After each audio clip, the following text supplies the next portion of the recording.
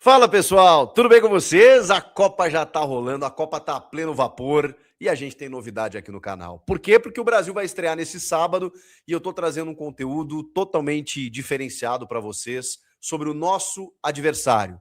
E faremos isso com frequência a partir de agora. Por isso, para analisar o Marrocos, para falar sobre como chegam os africanos, eu trouxe um convidado mais do que especial. Tô falando dele, Joe Vojinovic. A galera já conhece, alguns já conhecem, acho que a maioria, analista de desempenho, o cara que faz um trabalho muito legal, analisando taticamente, né, os times, as partidas, os jogadores, na rede social dele, você pode seguir lá o Joe.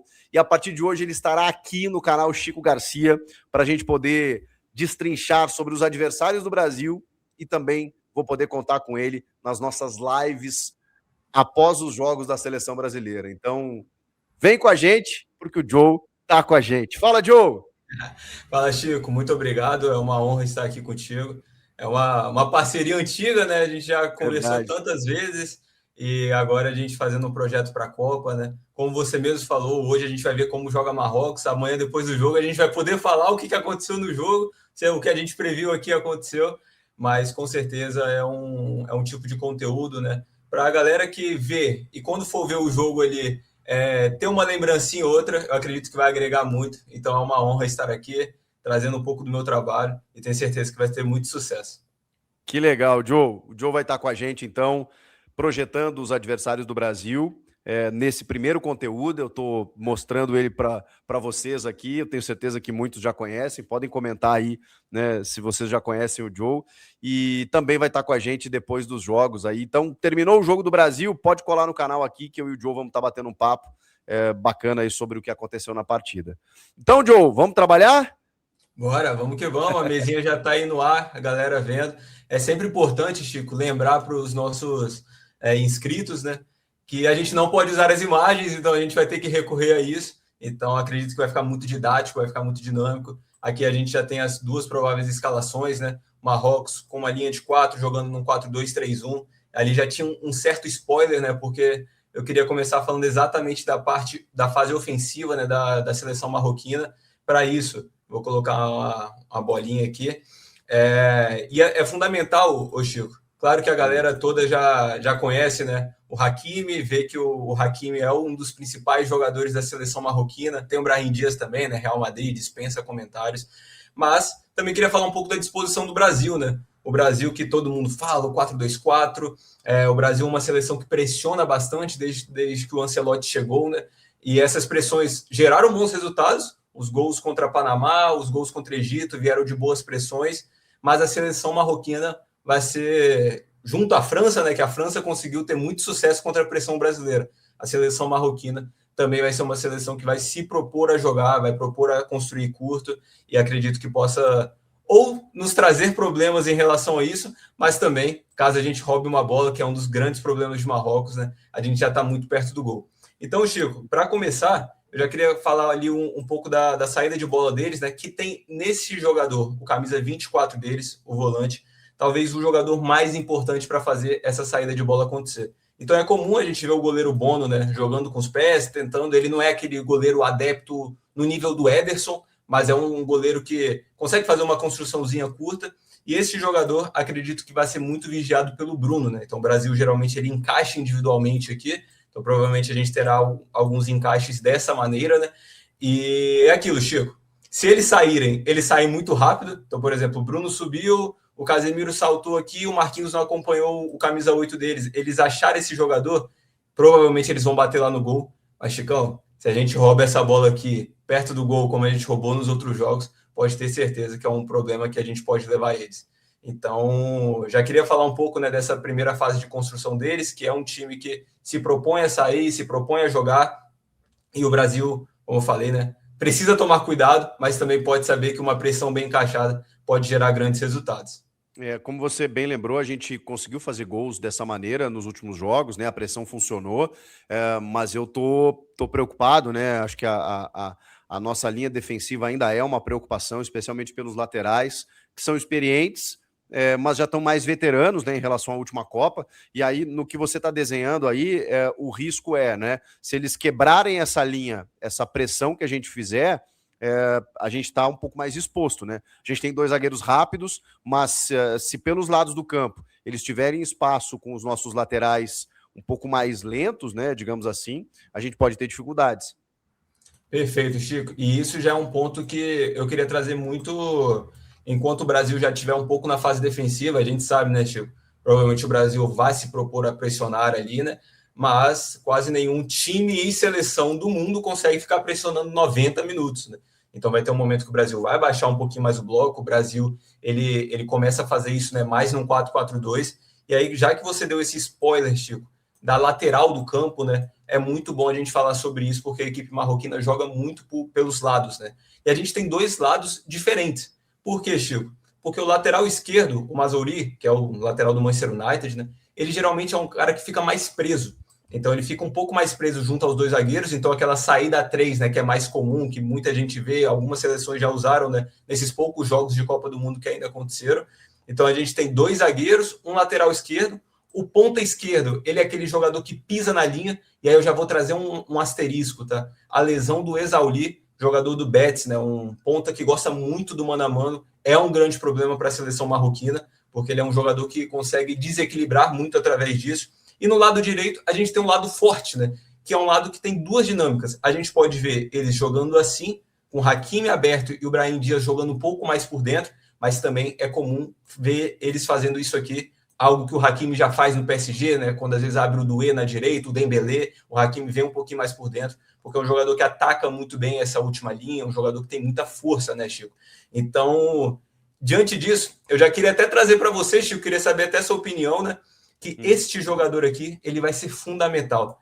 E a gente falou no off, né, Chico? O Cunha, ele vestiu a camisa 9 do Brasil. E quando a gente fala camisa 9 do Brasil, Copa do Mundo, a gente não tem como não associar a Ronaldo, é um fenômeno. A gente viveu um pouco isso com Gabriel Jesus, né? Esse 9 que tem uma função defensiva muito grande. Eu acredito que o Cunha vai ter até mais do que o Gabriel Jesus teve naquela Copa de 2018. Então, a gente sabe que o Cunha é o jogador que baixa para deixar o Vini e o Rafinha ficarem um pouco mais à vontade para as transições também, que são características deles, mas este jogador, eu acredito que ele vai ser fundamental para inibir o lado direito. E qual que é a sua opinião sobre isso, Chico? O Ancelotti fala que ele não abre mão do 4-2-4, mas quando a gente é atacado é um 4-4-2, né? E aí ele sempre fala que o Matheus ele tem, digamos, uma entrega colaborativa, que ele ajuda na construção, ele é um cara coletivo, e é por isso que ele está sendo escalado, né? Agora, a minha dúvida, né? Porque assim, o Cunha, tirando o fato de que ele está usando a 9, né? E aí a gente sempre espera que ele faça gols, nessa escalação, ele meio que tira o centroavante, né? Que poderia ser o Igor Thiago, poderia ser o Endrick, poderia ser o Rafinha de falso 9, como ele já jogou. Ele deixa o Cunha como um 9, que na verdade não será um 9. Ele ataca o espaço, porque ele tem essa característica, ele já foi centroavante, hoje no United ele já não é mais, mas eu acho que ele vai ser mais esse cara tático também, Joe. Eu penso que a escalação do Paquetá, ela transforma, ela dá robustez ao meio campo, mas especialmente mantendo o Cunha, exatamente para que ele se some a esses jogadores para, enfim, ou marcar pressão já, né, ajudar nessa saída, ou percorrer ali a subida do Hakimi, já que o Vini, né, além de não fazer isso tanto, você também precisa ter um cara por escape assim que a gente recuperar a bola. Então eu acho que vai ser mais ou menos esse balanço aí, né? Não sei se você concorda. Não, perfeito, Chico. É na mesma linha. E eu falo muito sobre esse papel do Cunha, como no lado direito vai ter o Paquetá, o Luiz Henrique, que pode ir a entrar, o Ryan. Por quê? Porque o lado esquerdo lá, como eu falei, é um lance mais do mano a mano, né? Então, por exemplo, rodar rápido, achar ali o Rahimi e vai para cima do Danilo no 1 para 1. Esse lado direito do ataque, né? É um lado também que ele constrói um pouco mais por dentro. Não que o lado esquerdo não faça, né? Mas um pouco mais de frequência no lado direito. E aí, para mim, o principal ponto de atenção que o Brasil tem que ter, né? Além daquela questão da saída de pressão, né? Que o Marrocos, ele te atrai, ele chama a sua pressão para depois sair, e quando sai, consegue correr a campo aberto, e é algo que eles fazem muito bem. Tem outro ponto que muitas vezes o Marrocos roda essa bola, acha que por dentro o camisa 8, o Hakimi, o Brahim Dias, dentro de uma dinâmica diferente, né? E esses jogadores, eles têm essa característica, né, de muitas vezes achar a profundidade para o Saibari. Às vezes o Saibari, que é o camisa 11, né, é um jogador móvel, às vezes ele faz esse movimento, por exemplo, atrai o Magalhães e o camisa 8 deles ataca a profundidade. Então, o resumo da ópera da seleção marroquina é: eles atraem as equipes adversárias para depois atacar a profundidade. E como você falou, Chico, é um time rápido, é um time que consegue atacar muito bem. Então, projeto, né, em fase defensiva ali, amanhã sendo um jogo que o Brasil não pode cometer muitos erros. É claro que erro todo jogo algumas as seleções cometem, né? Mas saber que o erro ele realmente pode custar muito caro. É a seleção mais forte do nosso grupo, é o principal desafio. A gente está mostrando para vocês aqui as dificuldades que a gente pode ter no jogo, né? E por isso né, essa ilustração é muito importante. Agora, no nosso lado, Joe, nós não temos o Wesley, por exemplo. Então a gente também está em dúvida dessa movimentação pelo lado direito do campo, porque o Danilo não deve subir. E aí, por mais que o Paquetá seja um ingrediente a mais, eu não acho que ele vai cair pelo lado. Acho que ele vai ser um cara de construção ali no meio. E o Rafinha, embora no Barcelona jogue por dentro, ele faz corredor também. E aí eu acho que digamos, a mobilidade do Cunha, né, e as outras funções que ele vai ter no jogo, vão dar liberdade para o Vini e para o Rafinha. É tudo que a gente espera, né? Perfeito, Chico. E é bom você ter falado isso, porque quando teve a lesão do Wesley, além de eu lamentar muito, né, a questão pessoal de ser um ser humano ali que teve um sonho interrompido, é claro que ele tem bola para jogar outras Copas, né? Mas eu também fiquei com aquela dorzinha tática. Por quê? Porque aquele jogo contra o Egito estava sendo, para mim, né, um spoiler do que o Brasil não viria só fazer contra Marrocos, mas também na Copa, né? Então, naquele jogo, Chico, o que estava acontecendo? O Paquetá, ele partia da direita para dentro, então aglomerava, né, esses jogadores ali por dentro. Aqui, claro, né, era o Igor Thiago naquele jogo, mas eu vou deixar aqui a figurinha do Cunha. E a gente tinha o Wesley fazendo isso aqui, né? Ele virava um ponta direita lá na Roma, né? Ele jogava como um ala esquerdo. No Flamengo do Felipe Luiz, muitas vezes ele fazia esse movimento aqui também, né? Só que a gente sabe que o Danilo e o Ibañez, né, eles não têm essas características, Chico. Então, me chama muita atenção como o Brasil vai se comportar em fase ofensiva, é uma dúvida que eu tenho, né? Porque, como você falou, eu acredito que isso aqui vai acontecer, sabe? Então, o Rafinha abre um pouco mais o campo, o Paquetá cai para dentro. Mas, Chico, eu não sei se você concorda, tá? E assim, no Barcelona, o Rafinha joga muitas vezes mais pelo lado esquerdo e atacando a profundidade do que, de fato, sendo esse cara do mano a mano toda hora. Porque assim como a gente viu o Mazouri fazendo isso do lado esquerdo da seleção marroquina, no lado direito a gente fica dependente disso também. Porque aqui no lado esquerdo a gente tem o passe do Alex para o Vini, e se o Brahim não baixar, o Vini vai ficar indo para cima do Hakimi no mano a mano, e a gente sabe que o Vini tem muito sucesso, né? Tem taxa de sucesso muito grande. Só que lá do lado direito, o Danilo vai dar esse passe para o Rafinha. Me chama a atenção como vai ser esse mano a mano, né? Se o Rafinha vai fazer aquele Rafinha mais do Leeds, do um para um muito forte, ou o Rafinha sendo esse cara mais de atacar a profundidade e a gente não ter tanta bola no pé do lado direito. E por que a gente está falando tanto do lado do campo, Chico? Porque é uma das vulnerabilidades da seleção marroquina. A seleção marroquina ela possui muito aquele balanço defensivo agressivo. O que é balançar agressivo para o lado da bola, né? Então, quando a bola estiver aqui com o Danilo, provavelmente a defesa da seleção marroquina ela vai estar assim, ó, totalmente atraída para o lado da bola. E aí o que acontece? Se a gente rodar rápido, seja uma inversão direta do Danilo para o Vini, ou aquela de pé em pé, né? Às vezes o Danilo já acha o Magalhães quebra aqui no Vini, a gente vai ter esse mano a mano. E para mim o jogo vai ser resolvido, pode ser resolvido, né? Através dessa questão do 1 para 1 ali do Vini, do lado direito pode ser o Luiz entrando no segundo tempo, o Ryan, e aquilo que a gente conversou no off aqui, Chico. Muitas vezes a bola bate no Vini, eles vão fazer esse balanço de novo para cá, e aí a gente tem jogada muitas vezes ali perto da área, né? Deixa eu reposicionar aqui para a área, porque isso aqui também acontece no último terço do campo. E às vezes a gente tem um ponta finalizador, como é, por exemplo, o Ryan, um cara que pisa muito no segundo pau, tem um jogo aéreo como um ponto forte, né? Pode ser interessante também. Então, para mim, Chico, o jogo do Brasil, claro que pode ter sucesso por dentro também, né? Mas vai passar muito mais por fora, nesse mano a mano, nesse cruzamento de segundo pau, que eu acredito que pode ser por ali os caminhos que podem nos levar até o sucesso. E pelo que você está desenhando, se a gente tiver rapidez nas inversões, né, e trocar essa bola com mais dinâmica, a gente vai encontrar os espaços, né? Porque se eles forem atrás da bola, né, se eles fizerem esse balanço, gerando esse espaço com jogadores rápidos como a gente tem, a gente pode ter sucesso. No segundo tempo, eu estou com boa expectativa sobre o segundo tempo, é porque eu acho que a gente tem um excelente banco de reservas, né? E aí você citou aí o Ryan, pô, a gente tem o Endrick que pode atacar o espaço, né? Também um pouco mais central, mas ele também abre. O próprio Luiz Henrique, né? Que entrando nos jogos tem uma taxa muito alta de sucesso, de participação nesse 1 contra 1, e aí daqui a pouco pode até ajudar o Rafinha, né, dependendo do que o Ancelotti pensar, né, quando ele cortar para dentro, se ele tiver o Luiz Henrique passando, é um abraço. Então eu acho que a gente tem muita alternativa de jogo também, Joe, para a partir de agora na Copa. Perfeito, Chico, perfeito.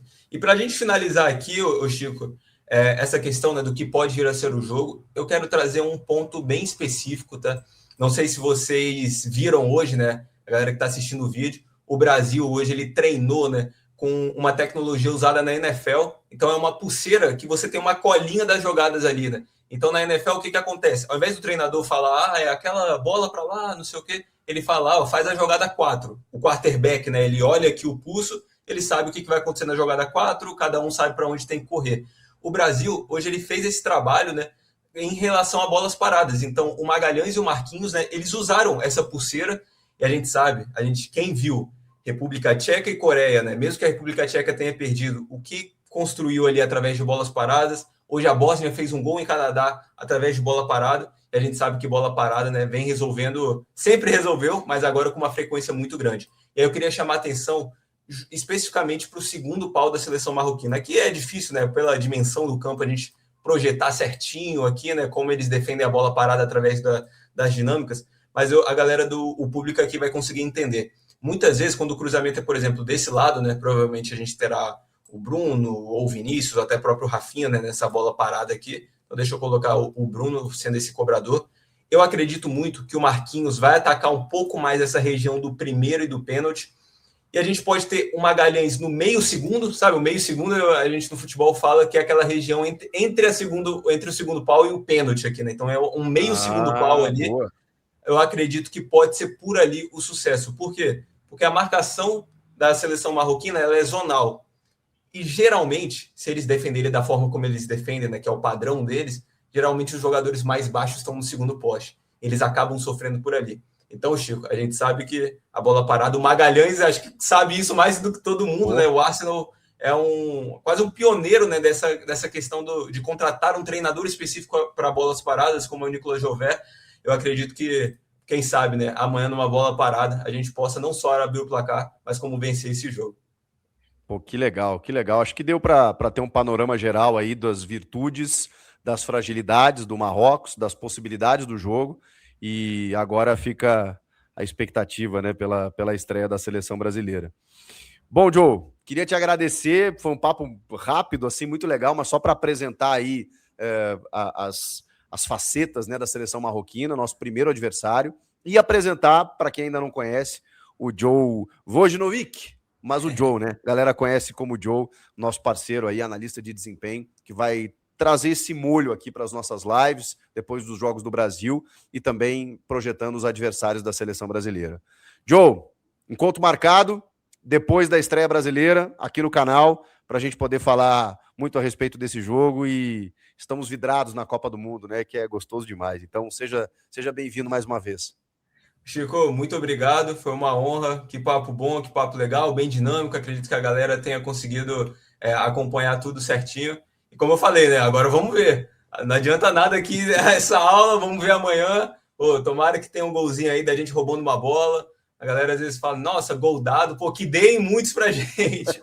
E vamos que vamos. Chico, uma honra, amanhã a gente tá junto e tenho certeza, né, que vai ser um papo de alto nível. Boa! Grande Joe.